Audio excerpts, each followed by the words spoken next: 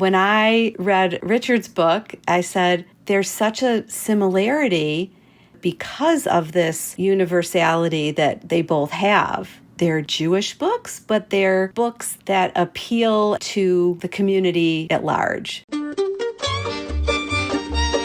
This is The Book of Life, a show about Jewish kidlit, mostly. I'm Heidi Burbinowitz. If you're a regular listener, you know I always ask guests for Tikkun Olam suggestions about ways to repair the world. Well, that's what this entire episode is about. Today, I've got a pair of Jewish activist picture books for you. One Small Spark, a Tikkun Olam Story by Ruth Spiro, and More Than Enough, inspired by Maimonides' Golden Ladder of Giving by Richard Michelson, a story about tzedakah. These are both gorgeous picture books that convey their important messages without being preachy. Absolutely worth sharing with the kids in your life to help turn them into mensches. Speaking of tzedakah, I want to give a shout-out to Susan Schwartz-Twiggs, my newest monthly donor at patreon.com/bookoflife. Thank you so much for your contributions, Susan. I really appreciate your active Tikkun Olam in supporting the show. For show notes, a transcript, and links to more about Ruth's or Rich's work, subscribe to my newsletter at bookoflifepodcast.substack.com or visit the full website at bookoflifepodcast.com.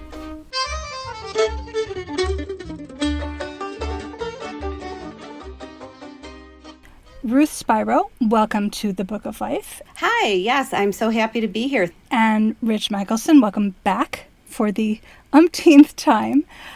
You appeared on the podcast most recently in January 2025, along with Joe Taylor Marshall, talking about your picture book, One of a Kind, The Life of Sidney Taylor. And you're publishing a lot of books this year. What is it, like 4? 4 new titles this year. Wow, yeah. So anyway, welcome back. Thank you. I've invited you both to join me because I want to talk about activism through picture books. Ruth, your book, One Small Spark, is about Tikkun Olam. And Rich, your book, More Than Enough, is about tzedakah. So I want to ask each of you to explain what inspired your book. So Ruth, why don't you go first? One Small Spark is about a young girl walking past a park and sees that there's a swing that's broken. She ends up making this into a classroom project, and the whole community comes out to repair this park that has fallen into disrepair.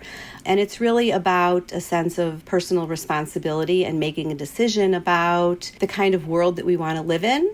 You know, when you think about Tikkun Olam, which is loosely translated to repairing the world or making things right, that's a huge, huge undertaking. It just sounds overwhelming. So I really wanted to bring it down to the personal level, the choice that each person makes when they see something in their community, someone who needs help or something that needs to be repaired. In that moment, you make a decision whether you're going to keep walking and say, someone should take care of that, or whether you decide to do something about it. Rich, tell us about More Than Enough.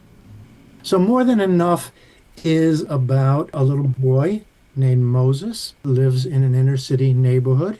He's turning 6 years old. His parents have scrimped and saved, and he's going to buy his very first new pair of sneakers in his life. They pass Barefoot Benny, standing on the street corner begging for money. And Moses' mother suggests that he donate some of his money to help Benny because while he doesn't have new sneakers, Barefoot Benny has no shoes at all.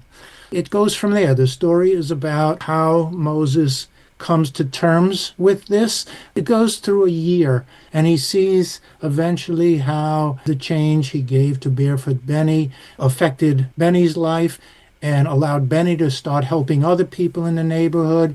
And we see Moses throughout wrestling with the same questions that many of us deal with. It was inspired by some very specific events. Every day when I leave my gallery to go to lunch, I walk usually past 3, 4, sometimes even 5 people on the street asking for money. They're either busking, playing the guitar, or singing, or they're just down and out and asking. And I've taken to watching how families pass by. Most often, the parent pulls the child close and walks a little faster. Every now and again, I see somebody give their child $1 to drop in a case. And sometimes I see somebody bring some food out. Yet I walk every day, and I'm not quite sure what to do myself. I will admit I am not always the most generous person in the world. I give, but generally out of a sense of obligation, not out of a sense of joy. My wife, on the other hand, loves to give. It brings her immense satisfaction. So I'm wondering why she's so much of a better person than I am. And then the other thing that happened was I happened to be reading Maimonides and realized that he was dealing with the exact same problems over 1,000 years ago. And he had written something called the Golden Ladder of Giving to guide us. And so I thought I would explore the idea. And then, of course, I have to figure out how to hide the lesson because nobody wants to be lectured to.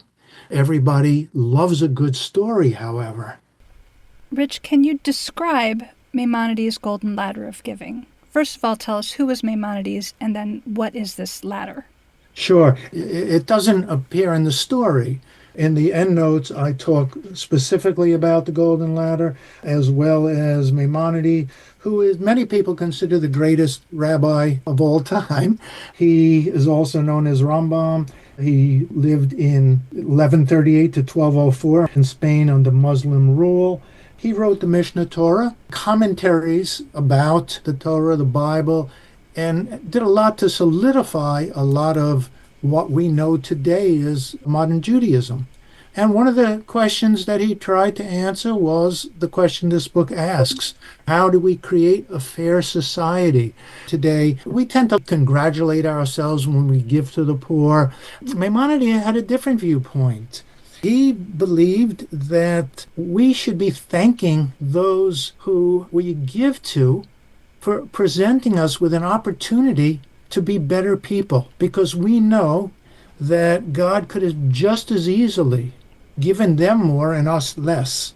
So he created what he called a golden ladder of giving to encourage people in baby steps. The first step of the ladder is to give less than you should reluctantly. You know, the various steps. Well, you give what you should, but unhappily, or you give less than you should, but happily. And little by little, you climb the ladder. You give anonymously so that the person who's receiving doesn't feel shame when they pass you in the street, till the higher ladder, which is you create a job for people who need one so that they can then start earning money and help others. You know, he tended to think that people should give 10% of their income. You could give up to 20% if you had more. He felt as well that it was not incumbent on us to give so much that we might find ourselves then in need. So he created this beautiful framework, you know, for myself. Instead of beating myself up for what I'm not doing, I can say, okay, well, hey, I've almost moved up a rung of the ladder. We can't do everything, as Ruth talked about with her book. It's not for us to save the world, but it's for us to do whatever we can to make a little difference. Thank you. Ruth, in One Small Spark, the vocabulary of Tikkun Olam is saved until the end of the story, although the illustrations include many markers of Jewishness throughout. Why did you decide to keep Tikkun Olam until the end rather than explicitly define it from the start? Thank you for asking that question, because it was a very conscious decision that I made, and it didn't start out that way. It started out incorporating more Jewish values. But once I decided to focus on Tikkun Olam, I realized that it's not unique to Judaism.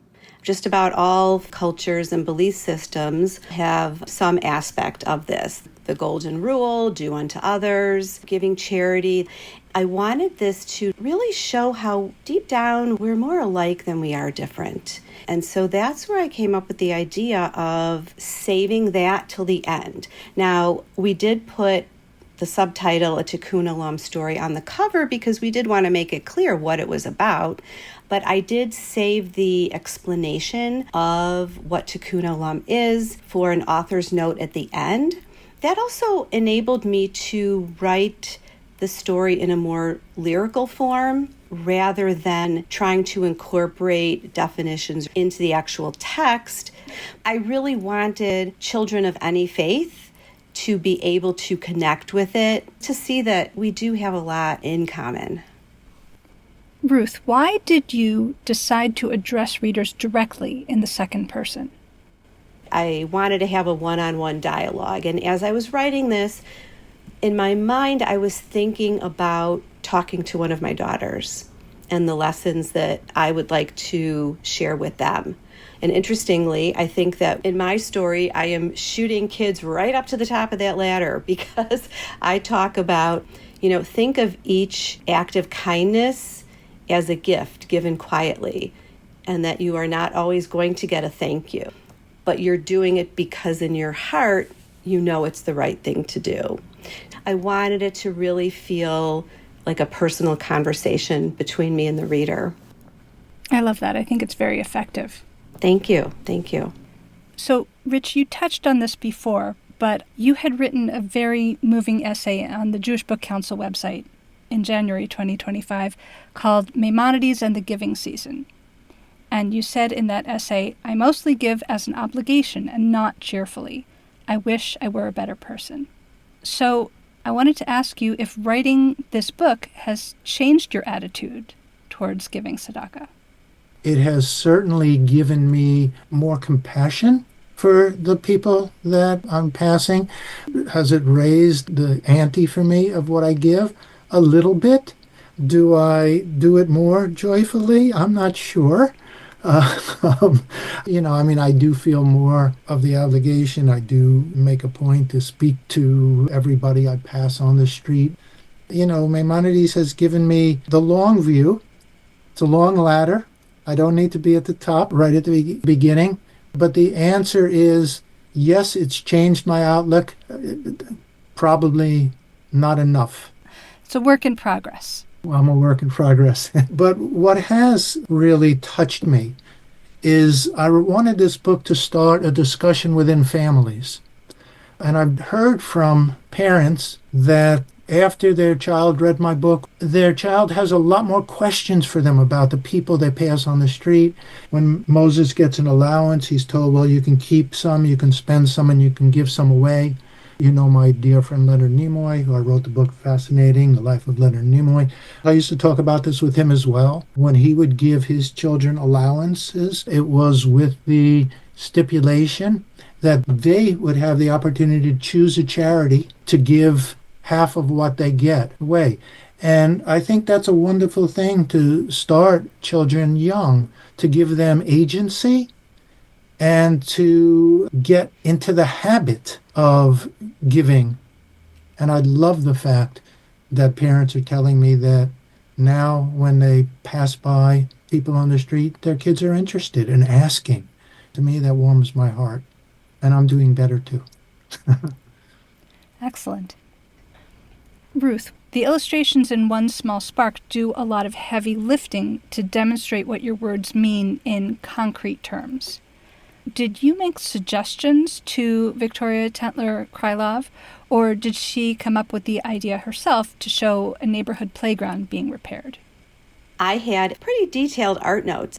When I saw the sketches, I realized those art notes had been completely removed from the manuscript. I imagined fixing up a neighbor's home. At one point, there was a soccer game or something. There was a team. They had to make a choice about whether they were going to stay and help in this project or go play in the soccer. The actual visuals that I had imagined were just very different. I have 30-something books that are out now. The one thing that I say at every single school visit, if I had specified exactly what I wanted the illustrations to look like, the book, any of these books, would never look as good as they do. The only way that any of these books can be so wonderful is by allowing the illustrator that flexibility to take what they glean from my words and expand on that with their illustrations. So I was surprised, but I was also absolutely delighted and impressed and over the moon when I saw what she did. She put in a little free library, which I thought was wonderful. I have my own little free library. The storyline with the two elderly folks, she's kind of making a little shidduch. I was just absolutely blown away. Well, she did a beautiful job. The book is gorgeous. Absolutely, she did. Yeah. Speaking of illustrations, I want to ask each of you if you have a favorite illustration in your own book, and then do you have a favorite illustration in each other's book? In my own book, there's one that is a scene of the neighborhood that this little girl lives in and all the different stores and all the different people in there. And that's one of the things that Vittoria does so well is she illustrates these very busy, bustling scenes. She does covers for the New Yorker magazine. There's so much to stop and look at. And every time I look at it, I feel like I pick up something different. But there's a scene in the park that they're fixing up where you see some children working on the little free library and others that are giving out slices of challah and another person who's picking up trash and their pets. There's something about her work that really reminds me of Chagall because there's such movement. And I think that really represented the story, just that sort of forward movement, moving ahead into the future and getting things done and taking action. So the colors that she uses and the way she represented the spark that lights your heart with birds. I don't know, I could just go on and on and on. And I think when I was looking at Richard's book, I was just struck with when you look very closely, maybe like out the window, you'll see the busker, like there's clues to sort of what's happening next. I love when the illustrations just invite you to look closer. Joe Cepeda did a really great job of visual storytelling, but also giving clues as to, well, what just happened and what's coming. So it's not just about the present, but he's teasing about the next rungs of the ladder. I love the way you put that. And I think you just drew a really interesting parallel that both books are actually about growth and forward movement. Yes. Rich, do you have a favorite illustration in your own book? Yes, I do, actually. I love the one where Big Jim, the super, is fist bumping Moses across the other side of the spread. And Ms. Brown has her little stroller coming down. And they're in front of the apartment building. And Joe left this beautiful yellow shaded wall with a little graffiti on the bottom. It reminds me, and this is as good a compliment as I could give, reminds me of Ezra Jack Keats's best work. It has that same kind of emotional feel. I was thrilled with this because, first of all, Ezra Jack Keats is one of my favorite illustrators, and I'm on the board of the Ezra Jack Keats Foundation, and my parents actually went to high school with him. Oh, wow. Jacob Katz lived in the same neighborhood. My parents were 1 year behind him. I did check all the autograph books to see if I could find something, but no luck. But yet it's totally Joe's. It captures the city without prettifying anything, yet there's still a hope about it. And he seems to capture that moment, even though Big Jim is on the far left-hand side of the page and Moses is on the far right-hand side of the page. They're looking at each other. They each have their fists up, about to do a fist bump. There's an electricity between them, even though there's also overflowing garbage cans between them. My editor, Kathy Landwer, basically suggested 4 or 5 illustrators for me to consider. I knew Joe's work. I knew Joe. We actually spoke together at University of Redlands a few years ago, and I liked him personally, and I liked his work. When I saw he was on the list, I said, oh, there's my first choice right there. It's actually brighter and more kid-friendly than I had imagined. And he managed to bring out joy, even under difficult circumstances for people. And in fact, I'm glad that his vision was sunnier than my vision when I wrote the book. Do you have a favorite illustration in Ruth's book? I actually did not know the illustrator, and I think it's absolutely beautiful. And it came together towards the end, the penultimate page, I think, looking down at the city with the birds flying above. You look down and you see the traffic and the people down below. And it seemed to, again, just encapsulate everything that went before with this great sense of joy and wonder. I think she did a wonderful justice to the story. I could not agree more. And I guess we should mention, as I'm looking at your Zoom background of your gallery, for those who don't know, you actually have a gallery where you curate illustrations from children's books. So, of course, you would be paying very close attention to illustrators who do wonderful work. For people who don't know our Michelson galleries, I think I can fairly say that we are the largest source in the country and likely the world of original children's book illustrations from many of your favorite authors, the estate of Dr. Seuss, Maurice Sendak, Mo Willems, Jerry Pinkney, all the major Caldecott medalists and honors, which sometimes makes it difficult for me because I do represent a lot of people who've worked on my books, E.B. Lewis, Raul Colon, Del Rodriguez. However, I do not have a say who illustrates my books. It's rare that I'm asked. I was on this book. I don't want to ask my illustrators to illustrate one of my books because that puts them in an awkward position, being as I'm paying them and handling their careers. So I tend not to do work with the illustrators who I represent unless, a relationship develops afterwards, like E.B. Lewis, who did my book Happy Feet before I knew him. We became good friends. And my book Across the Alley, we decided together to send it out. And my book that came out the same time as More Than Enough, next year in the White House, about the first Passover Seder in the White House, which you did a lovely review and story on, Heidi. I thank you. But, I do try not to interfere with illustrators who are working on my books. Illustrators who are working on other books that I represent often come to me as they're working on the book. I make suggestions, this and that. When it's my own book, I try not to do that.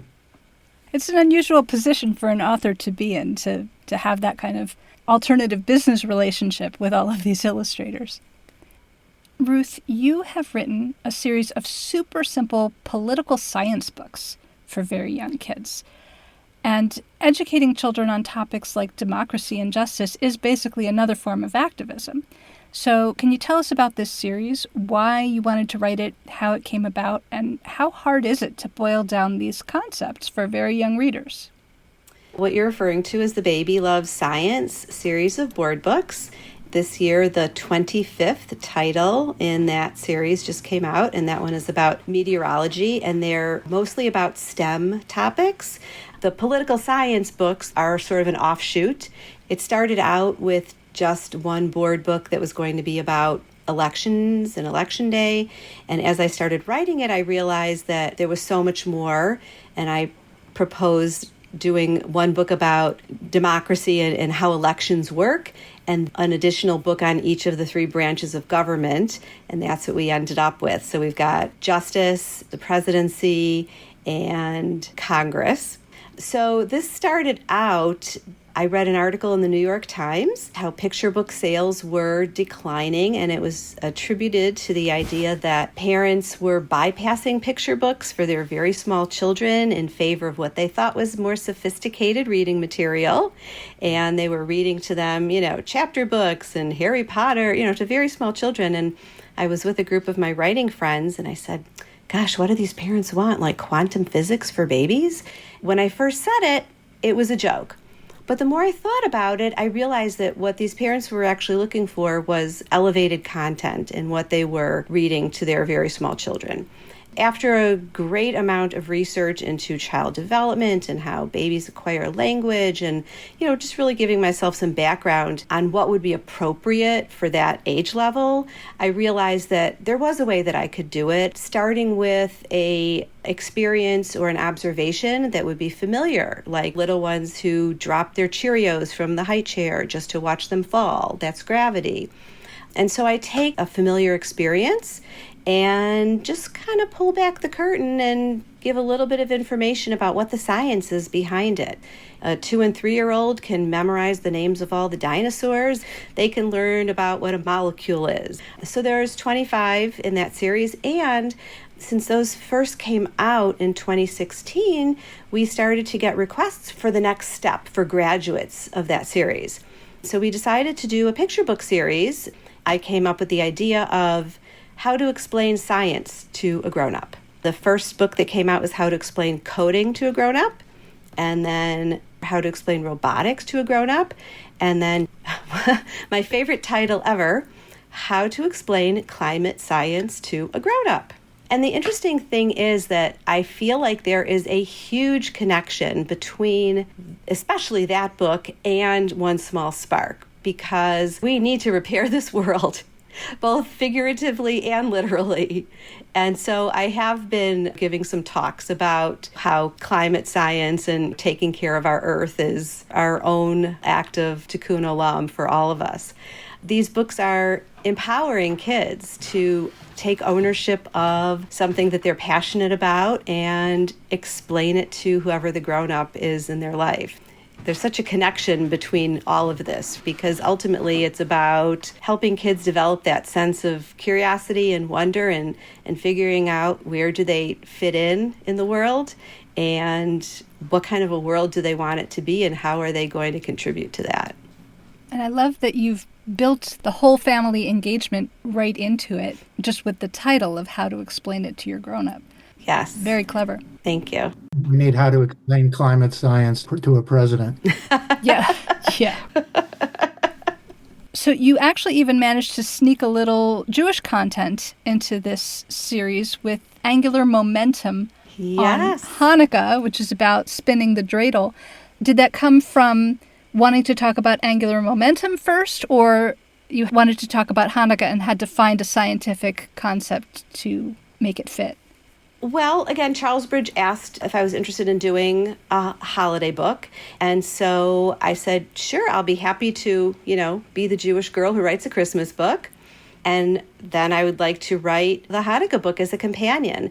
And again, both of these books, because they're the Baby Love Science series, started with something that a small child would be familiar with. So for Christmas, it was plugging in the tree and how it lights up, and it's powered by electricity. So where does electricity come from?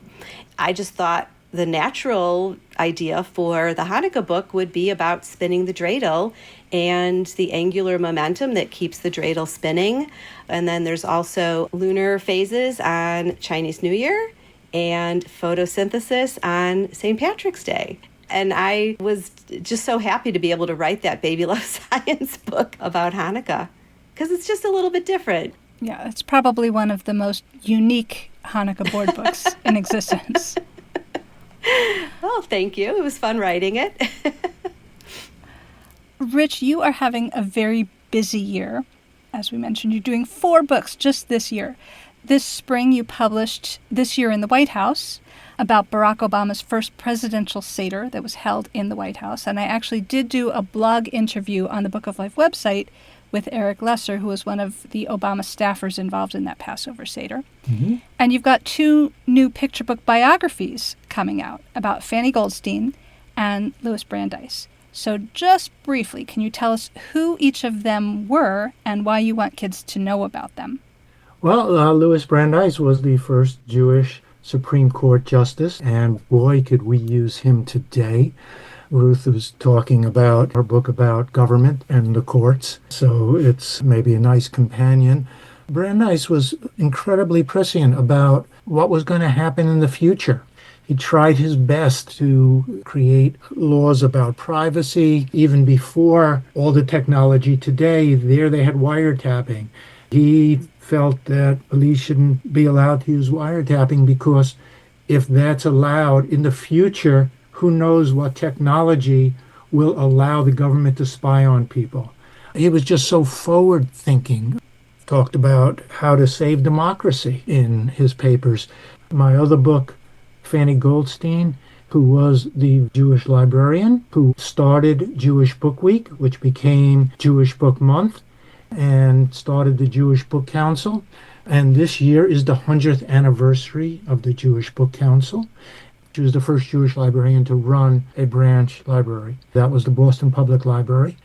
She also talks about the difficulty of being a woman and a librarian. Now, it's not something that we find unusual. At the time, it was.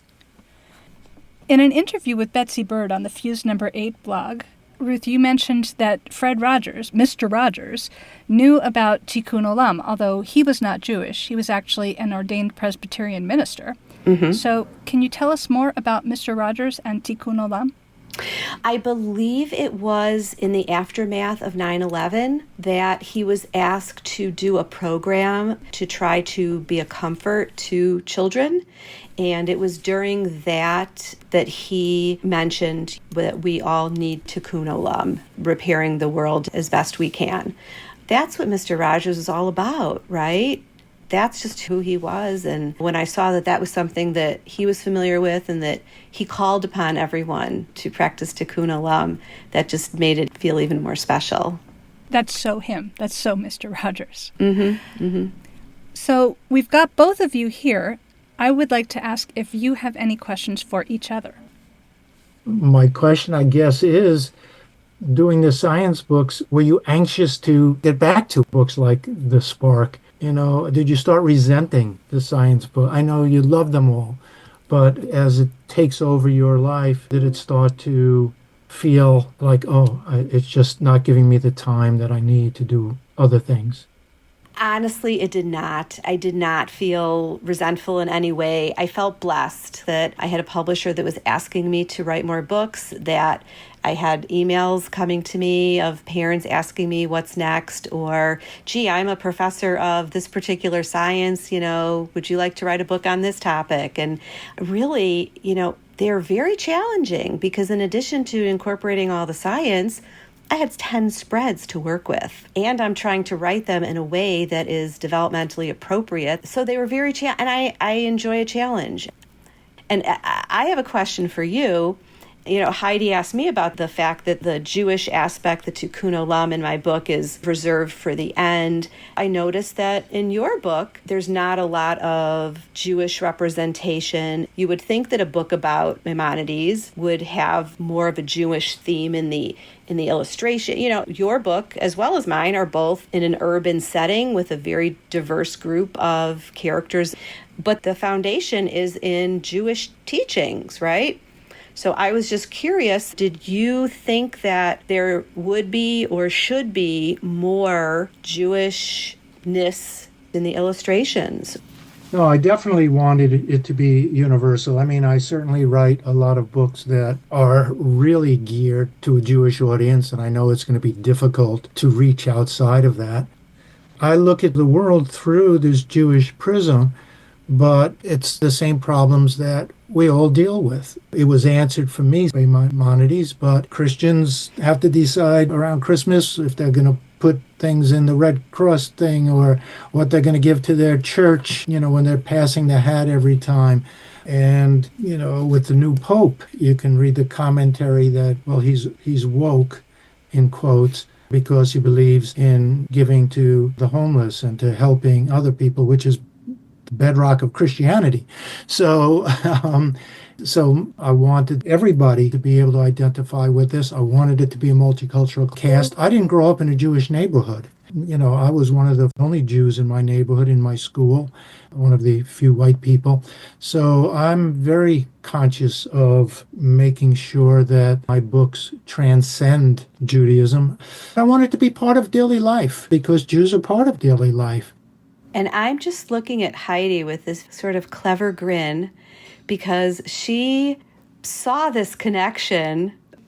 When I read Richard's book, I said, there's such a similarity, not just because of the overall ideas, but because of this universality that they both have. They're Jewish books, but they're books that appeal and that apply to the community at large. Heidi, I'm just happy that you found that connection and that you paired us together because I think that these books do share quite a bit. Yeah, I think they make an excellent pairing.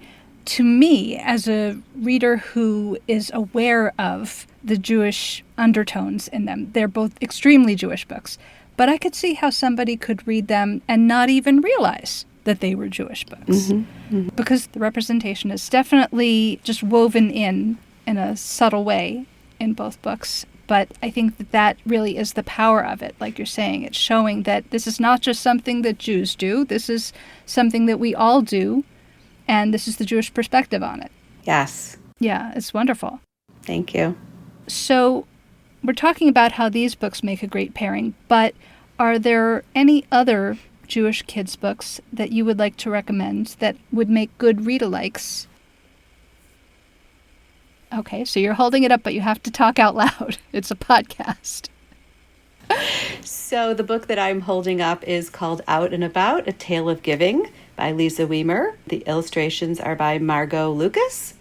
When I read Lisa's book, I was struck by the similarity of giving anonymously. And it's not for a thank you. It's doing the right thing because that's what your heart calls you to do. Well, I'll take a suggestion that Betsy Bird at Fuse 8 mentioned when she was reviewing my book, The Midnight Mitzvah by Ruth Horowitz with Jenny Mielhove. I'm not sure how you pronounce it, Mielhove, as the illustrator. That's the second book on my list, too. I just didn't have a copy of it. You know, Betsy mentioned that would be a good pairing, so I went out to get the book because this is how I learned what to read from people like Betsy, from Heidi, who were helping to make the world a better place. And it's a pleasure to get to know Ruth and her books. And I thank you also, Heidi, for doing your podcasts and introducing me to so many books that I might not otherwise know. Well, it's my absolute pleasure. It's Tikkun Olam time. Now, we've been talking about Tikkun Olam this whole time. Both of these books give us great ideas about how we can repair the world. But if you have any other actions that you would like to call listeners to take to help heal the world, I would like to hear about them. Repairing the world, it sounds so overwhelming. So what I would like to do is invite listeners to think small. Think your neighborhood, think your block. It doesn't need to involve donating money. It doesn't need to involve a grand gesture. Just the little things, you know, if someone is finished unloading groceries from their cart, just take the shopping cart and put it away. Just little things that you can do during the course of the day that will just make things a little bit easier for somebody else. I think if we could all do that multiple times a day, our communities would be nicer places. Just take action. Just do something. Well, I mean, I think that pretty well sums it up. And also try to remember that you never know what other people are going through. I find that I'm often quick to react negatively to someone who reacts negatively to me. You don't know what's happening in their life. Is their mother sick? Is a child in trouble and they're trying to balance that with their work and their home life? You know, try to give the benefit of the doubt to other people and give the benefit of the doubt to yourself as well. We tend to beat ourselves up. We all make mistakes. Go easy on yourself and give the same patience to those around you. It reminds me of my favorite saying from the Preachy. You are not called upon to complete the work, but neither can you desist from it. You've mentioned a little bit about some of your upcoming books and projects, but if you have anything else, any news to share, this is the time to share it. Well, I have a new book coming out in February of 2026 with HarperCollins, and it's called Growing Together. That is illustrated by Paula Escobar, and it's about a community garden and the diverse group of neighbors who work together. It's a follow-up to Love Grows, which was about houseplants, and this one is about vegetables and pollinators and how when we're growing things in the ground, we're also growing as people. And then the next Baby Loves Science book, it's Baby Loves Robotics. The next How to Explain Science book, it's How to Explain Aerospace Engineering to a grown-up. Great, thank you. Rich. I do have another children's book. I don't know when it'll be out, but it is called The Passover Sandwich. And it's about a child who has one grandma who is very sweet and one grandma who is a bit sour. And they learn about the Passover sandwich that we make every year, how sour and sweet can come together. This will be my first holiday fiction book. And then I have a book about when basketball was a Jewish game. There was a time when all the major stars of basketball in the beginning were Jewish. 8 of the 10 high scorers were Jews, and basketball as we know it was created primarily by Jewish players and Jewish managers. Where can listeners learn more about your work? My website is ruthspiro.com. I'm also pretty active on Instagram. And my website is richardmichelson.com, and that's Michelson, no A. Come see me at the gallery. That's rmichelson.com. I'm not on Instagram, but I am on Facebook. And then there's something called Kidlit Mavens, maybe, which is a wonderful site we'll recommend to everybody. Well, thank you for mentioning Jewish Kidlit Mavens, which is the Facebook group that I run, along with some other Jewish librarian friends and Jewish author friends. The moderation team is me, Susan Kusel, Rebecca Levitan, and Joanne Levy. It's a community of over 2,000 people who have a strong interest in Jewish children's literature. So both of you are mavens. I would assume that many of the people who listen to this podcast are already members of Jewish Kidlit Mavens because it's, a direct crossover of areas of interest. But if you're listening and you're not already a maven, come and join us on Facebook and say that you heard about it on this episode of The Book of Life. I feel like I've made some really nice connections through that group. Not even everyone within that group is like-minded about everything, and that's okay.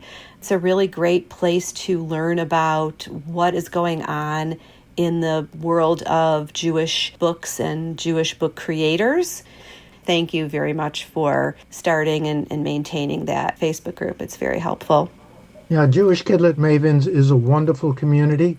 It brings people together. We need you now more than we ever needed you because, we're under attack from all sides. And it's a safe space. Even if people have different opinions, we know that everybody's coming to it with an open heart and an open mind and sharing. There's no trolling. It's well moderated. And writing is solitary, and we do need community. We need to reach out. We need to know each other. We need to be there for each other. We need to protect each other. I find that the Jewish Kidlit community roots for each other. I don't see, as I do in many groups, jealousies.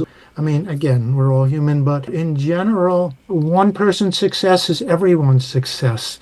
And you don't see that much in this world, and that's an important thing. And if you weren't there, we would have to invent you. Well, thank you. Thank you both for being mavens. Ruth Spiro and Rich Michelson, thank you so much for speaking with me. Thank you so much. Heidi, it's always a pleasure to be on your podcast. It's been a lovely conversation. I thank you. This is Jean Meltzer. I'm the internationally best-selling author of Jewish Romances and the founder and CEO of Jewish Joy. I'll be joining you soon on the Book of Life podcast, and I'd like to dedicate my episode to everyone who needs some Jewish joy. Tune in with me soon. Thanks. Bye.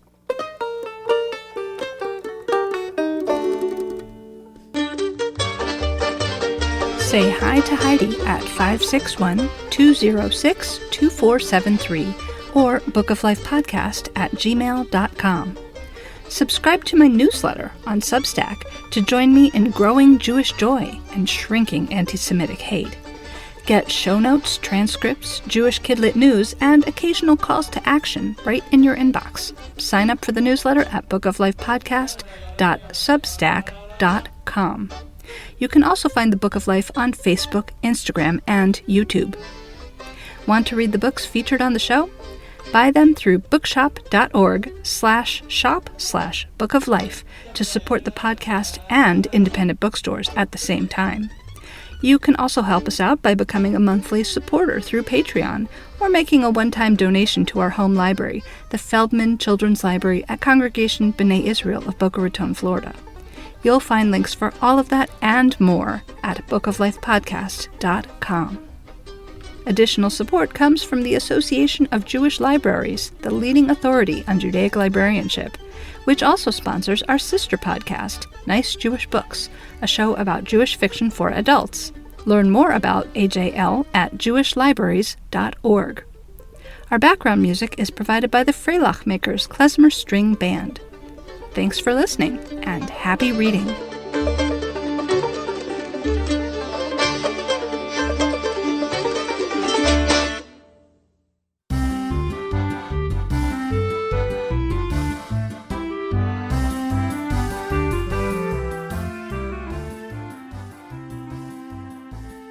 When Alison Epstein first saw the musical Oliver, one character stood out: Fagin.